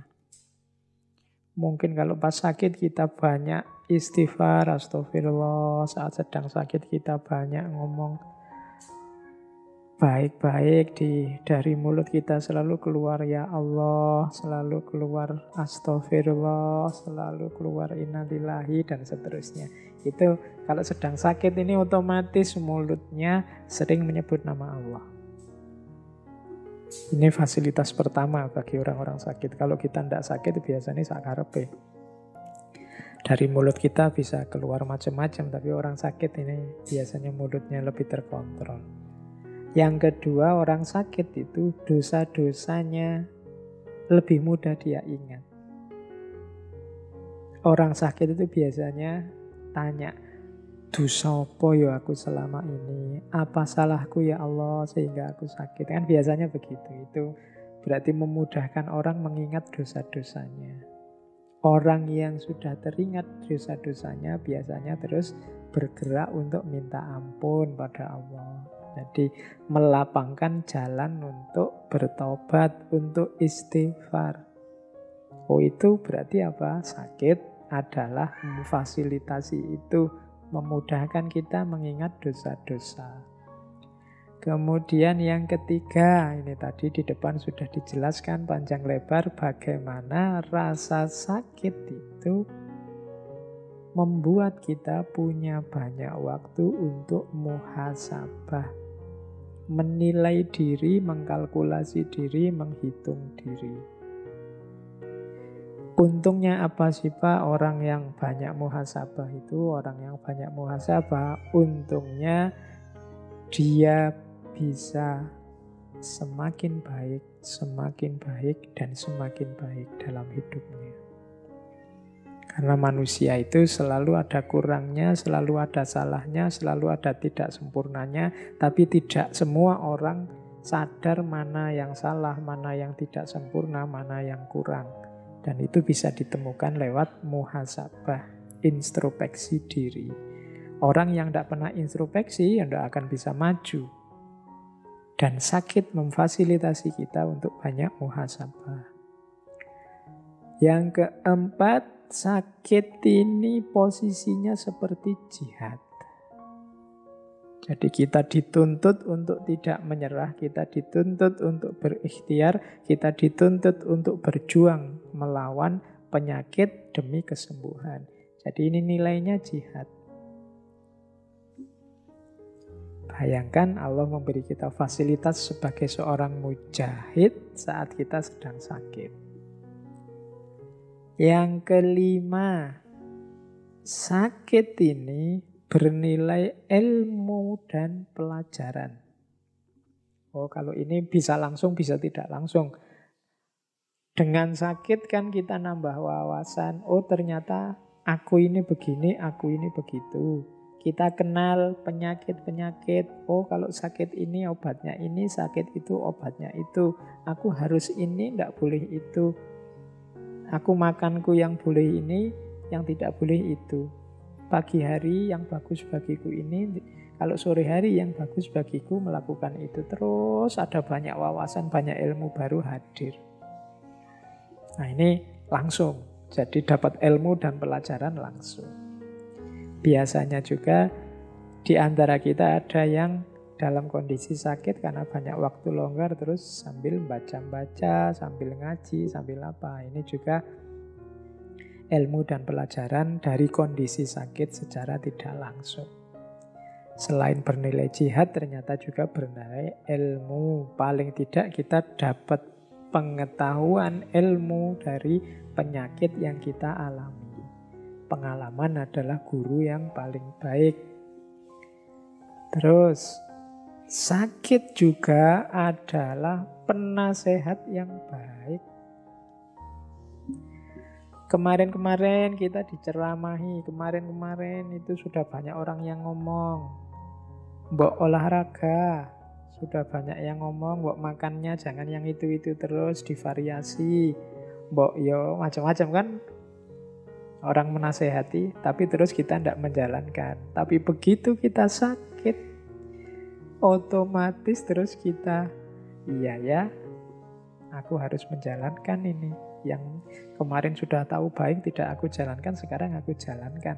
Nah, ini berarti sakit itu penasehat yang baik. Meskipun ya pahit karena harus ngalami sakit dulu, tapi kalau tidak ngalami itu ya kita tidak kapok-kapok. Jadi hikmahnya sakit ternyata dia jadi penasehat yang baik. Selanjutnya, sakit juga Kalau ini hubungannya dengan kemasyarakatan, bisa jadi jembatan silaturahim. Sakit membuat, ya ilustrasi mudahnya kan terus banyak orang yang menjenguk kita, saudara jauh kita yang kemarin sibuk, tidak pernah main, tidak pernah menengok kita, terus datang. Tetangga-tetangga kita menengok, datang, dan lain sebagainya. Jadi sakit bisa menjadi jembatan silaturahim. Selanjutnya, sakit adalah penggugur dosa. Ini sudah dijelaskan tadi ya di atas dari kisah 4 malaikat tadi. Terus sakit adalah kondisi jaminan dari Allah bahwa doa kita mustajab. Ini hikmah dari sakit yang luar biasa. Ada cerita bahwa Imam As-Suyuti yang nulis ratusan kitab itu, di antara aktivitas beliau adalah jalan-jalan keliling kota, mencari orang yang sakit, dijenguk, terus minta didoakan. Kenapa? Orang sakit ini doanya mustajab. Mungkin ada yang tanya, lah kok kebalik Pak? Saya kalau menjenguk orang sakit, saya yang diminta mendoakan biar dia cepat sembuh. Ya saling mendoakan. Yang sakit juga kalau memang mampu, jangan segan-segan untuk mendoakan saudara-saudaranya yang lain. Karena kondisi sakit ini memang kondisi yang doanya mustajab. Itu diantara fasilitas yang diberikan oleh Allah kepada orang sakit. Selanjutnya, sakit juga merupakan benteng dari dosa. Kalau ini penjelasannya simpel. Sakit itu kita dalam kondisi lemah. Sakit itu kita dalam kondisi tidak berdaya. Mau melakukan dosa, ya tidak ada dayanya, tidak ada tenaganya. Mau pegang HP terus kayak hari ini, tidak kuat, tidak bisa, pusing. Mau misuh-misuh menyakiti hati orang lain, ya tidak kuat, wong ya lemah. Makanya di antara hikmahnya sakit itu antara lain kita terbentengi dari dosa. Otomatis terhalang dari dosa. Itu yang membuat para sufi tadi di antara rahasianya, sufi itu loh dapat sakit kok malah bersyukur. Iya, karena hikmahnya luar biasa banyak. Terus sakit juga bagi yang masih memungkinkan untuk beribadah, biasanya orang yang sedang sakit itu ibadahnya lebih mantap. Karena dia lebih dekat dengan Allah. Lebih sadar tentang hakikat dirinya. Nah, ini otomatis sudah. Maka sakit meningkatkan kualitas ibadah. Sakit juga otomatis memperbaiki akhlak. Orang sakit susah sombong, ala wong yo sakit penyakitan aja. Itu kan susah, mau merasa besar susah, mau tamak juga ndak kuat, mau ndak tawadhu itu ndak santun itu ndak bisa, memang dirinya lemah, maki-maki itu ndak kuat. Berarti apa? Akhlaknya ini otomatis tertata, otomatis baik. Dan yang terakhir, kalau ini pasti, sakit membuat kita mengingat kematian. Ingat pada kematian itu manfaatnya besar dan banyak dalam hidup kita untuk tidak membuat kita lupa diri. Jadi teman-teman, ternyata kalau dilihat dari sebanyak ini hikmahnya sakit yang selama ini kita sebut musibah, mungkin respon yang diberikan para sufi yang justru bersyukur saat sakit bisa kita pahami. Karena memang sakit itu membawa banyak hikmah. Tidak harus kita mengeluh, tidak harus kita merasa jatuh saat kita diberi rasa sakit. Hikmahnya sangat banyak. Kalau dilihat hikmahnya saja di luar sakit yang kita rasakan, bahkan mungkin kita seperti saya bilang di depan tadi, akan melihat sakit sebagai anugerah yang luar biasa dari Allah. Itu saya bawa sebuah quotes dari seorang ulama Turki, Badi'uz Zaman, Said Nursi. Katanya Said Nursi, dalam penyakit tersembunyi kasih sayang ilahi. Karena kalian terjaga dari kelalaian dan kemaksiatan, serta selalu merenungkan wajah kematian dan negeri keabadian. Sedangkan teman-teman kalian malah larut dengan berbagai kemaksiatan bersama kesehatan yang mereka rasakan. Karena itu, derita penyakit yang kalian rasakan ini merupakan kesehatan bagimu. Sementara nikmatnya kesehatan yang dirasakan oleh teman-teman kalian merupakan penyakit bagi mereka. Kalau kita sakit dan kita sadar bahwa sakit ini adalah anugerah Allah, membuat kita terjaga dari kelalaian dan kemaksiatan, membuat kita sadar tentang kematian. Maka sakit ini, katanya Badi'uz Zaman Said Nursi, adalah hakikatnya adalah sehat.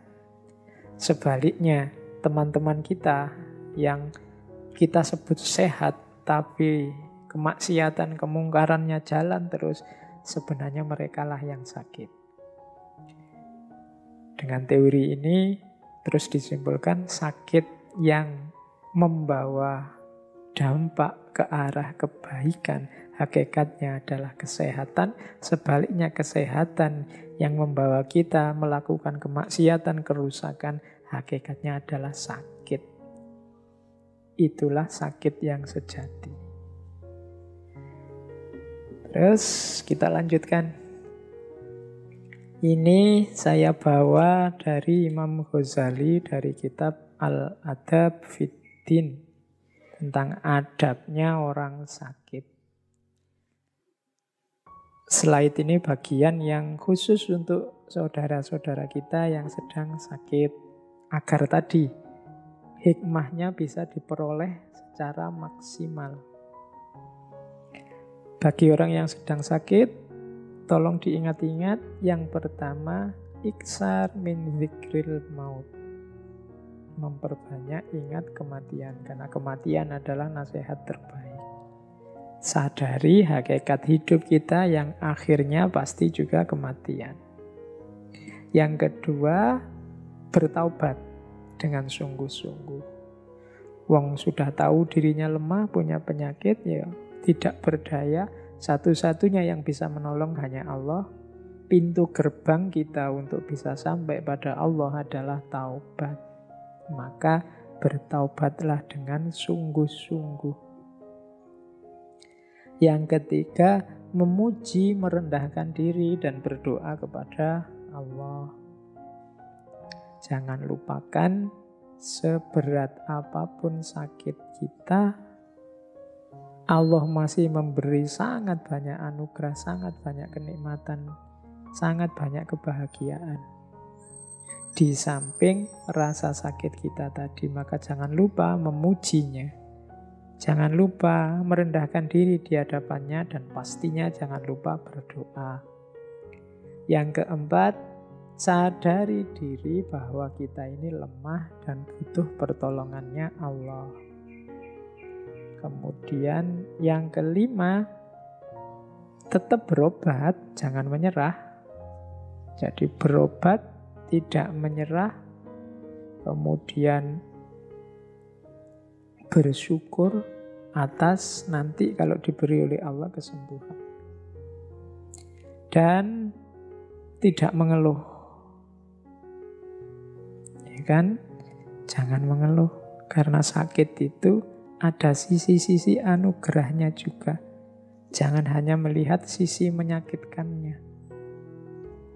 Dan yang terakhir, ini hakikatnya sebenarnya Imam Ghazali tidak ngomong tentang virus corona.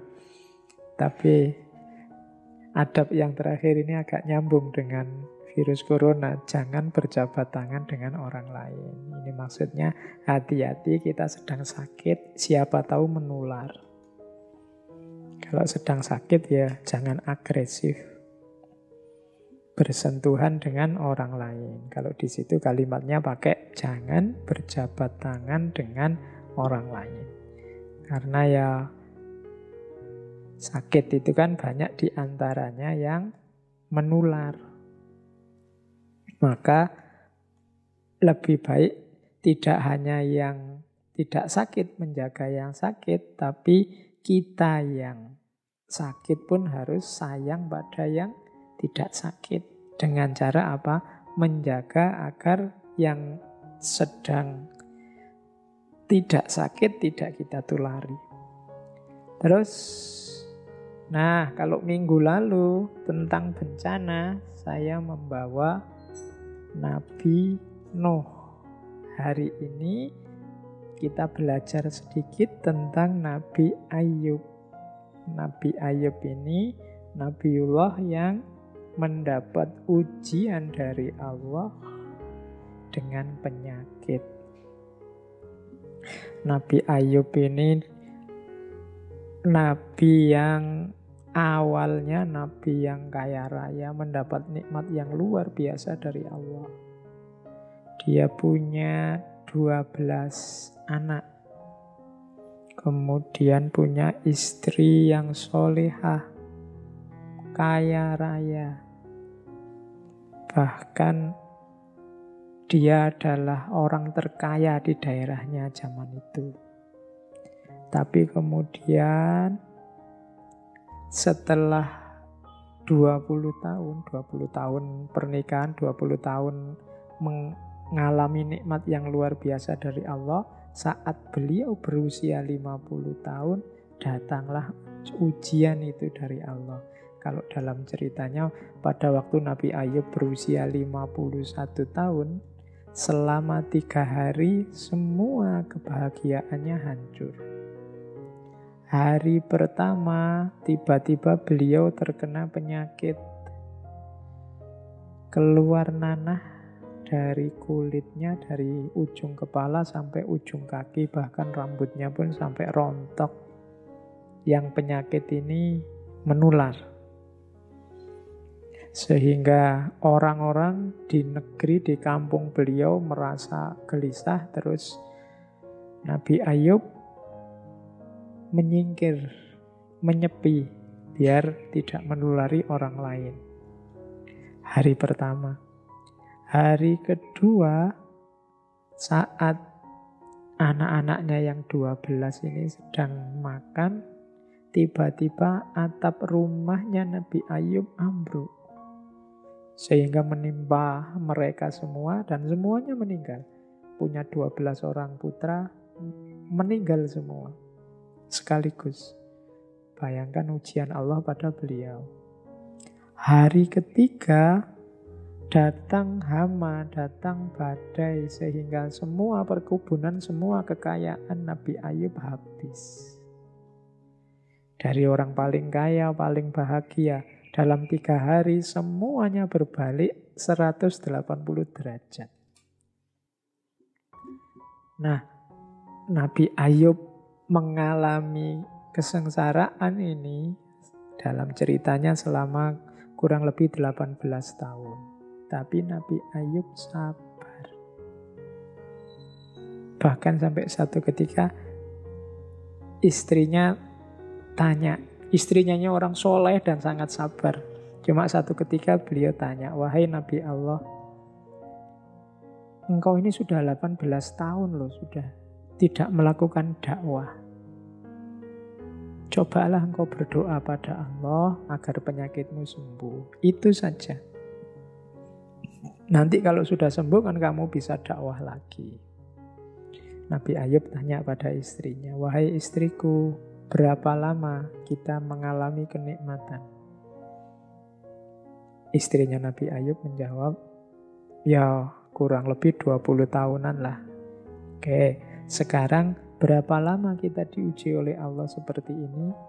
Istrinya menjawab, ya sekitar 18 tahun. Makanya itu aku masih malu meminta pada Allah. Padahal selisihnya cuma 2 tahun. Tapi beliau malu, kita sudah 20 tahun lebih berbahagia. Jadi ini meskipun sudah 18 tahun, aku masih merasa malu. Nah, kabarnya nanti setelah 20 tahun baru Nabi Ayub berdoa, wahai Allah, sesungguhnya aku ini sedang ditimpa penyakit dan engkaulah zat yang maha penyayang. Itu kalimatnya kan begitu. Tidak kalimat menuntut, ya Allah, wajib sembuhkanlah aku. Enggak. Aku ini sedang ditimpa penyakit, ya Allah, dan aku tahu engkau maha penyayang. Akhirnya beliau sembuh. Dan kabarnya nanti kekayaannya setelah beliau sembuh itu kembali lagi 2 kali lipat.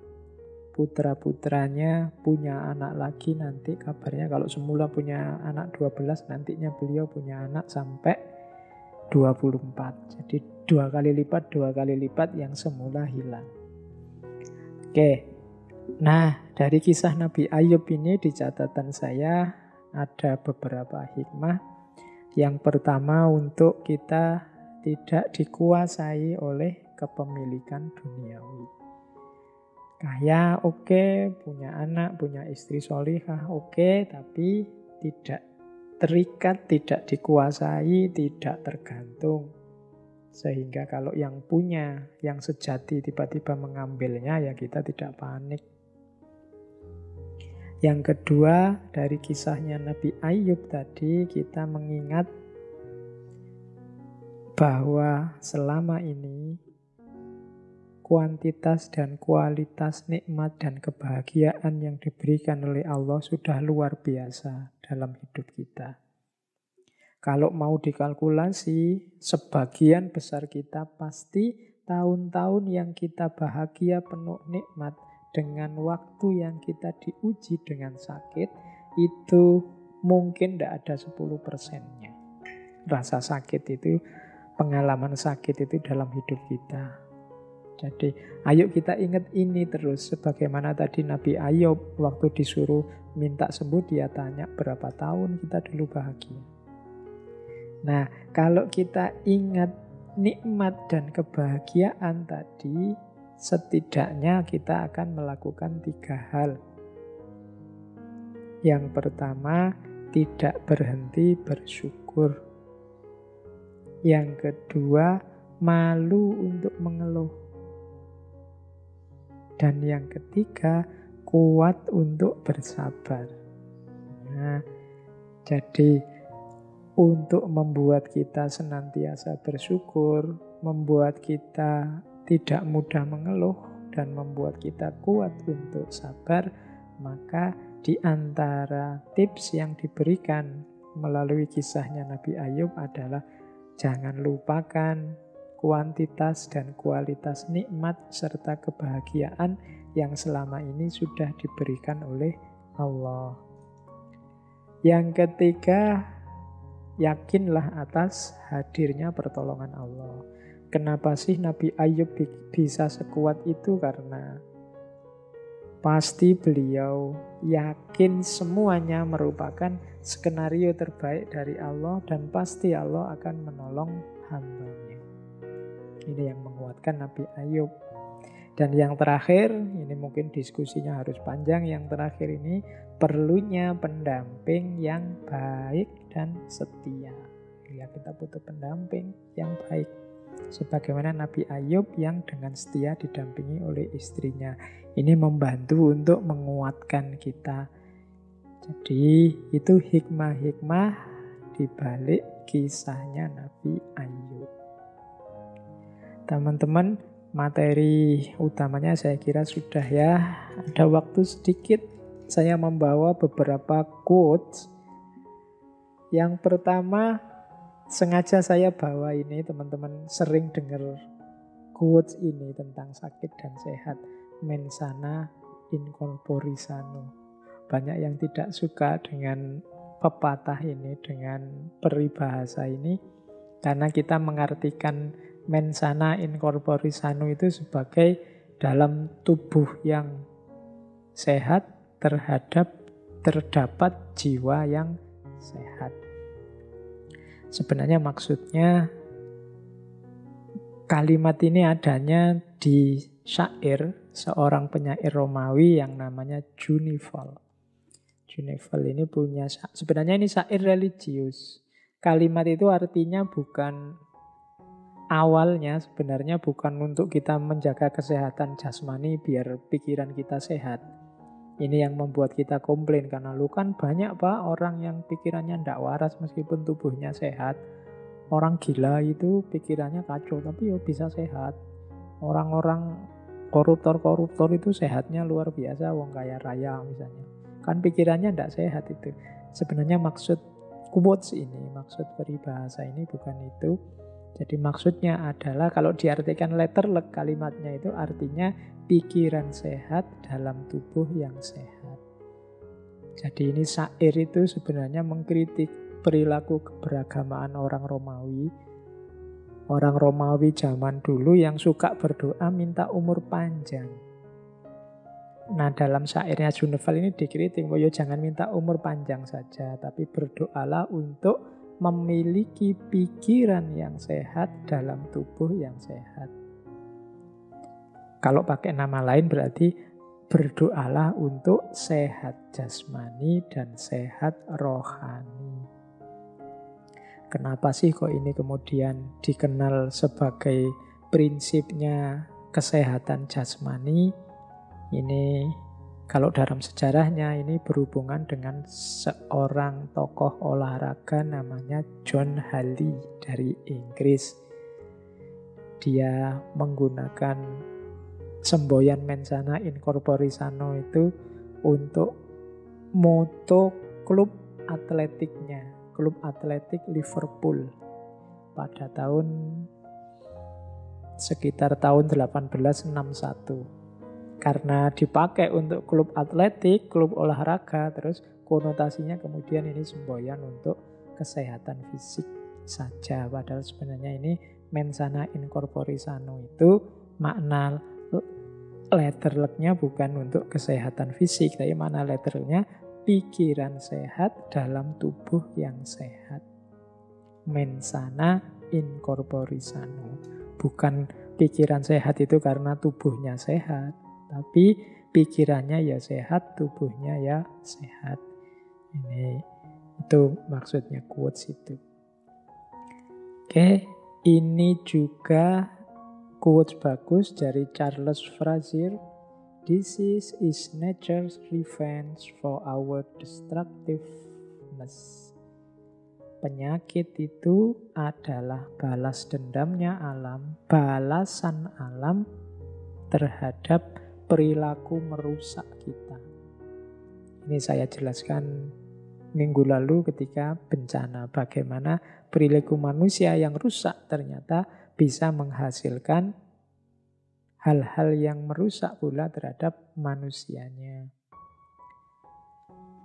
Ada quotes lagi, we don't know how strong we are until being strong is the only choice we have. Kita tidak tahu sekuat apa kita sampai menjadi kuat adalah satu-satunya pilihan kita. Bertahan, berjuang, mencari kesembuhan, ini kan butuh kekuatan. Ini kan sebenarnya terpaksa. Kita tidak tahu loh kita setangguh itu, kita tidak tahu loh kita sekuat itu, tapi dipaksa oleh sakit, akhirnya kelihatan bahwa kita ini kuat. Kalau nggak dipaksa ya kita tidak mau berjuang, tidak kelihatan kekuatan kita. We don't know how strong we are until being strong is the only choice we have. Kita tidak tahu sekuat apa kita sampai menjadi kuat adalah satu-satunya pilihan. Para mahasiswa itu tidak tahu bahwa mereka sebenarnya punya potensi untuk menulis, sampai dipaksa oleh dosennya, dipaksa oleh aturan bikin skripsi untuk menulis, sehingga kelihatan bahwa mereka pinter loh nulis. Ini sama konotasinya dengan itu. We don't know how strong we are until being strong is the only choice we have. Kemudian ini ada lagi quotes untuk kita bersikap hati-hati. Just because I could yesterday doesn't mean I can today. But just because I can today doesn't mean I won't be able tomorrow.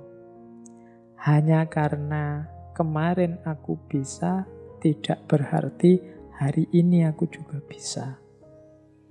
Tapi hanya karena hari ini aku tidak bisa, tidak berarti besok aku tidak bisa juga.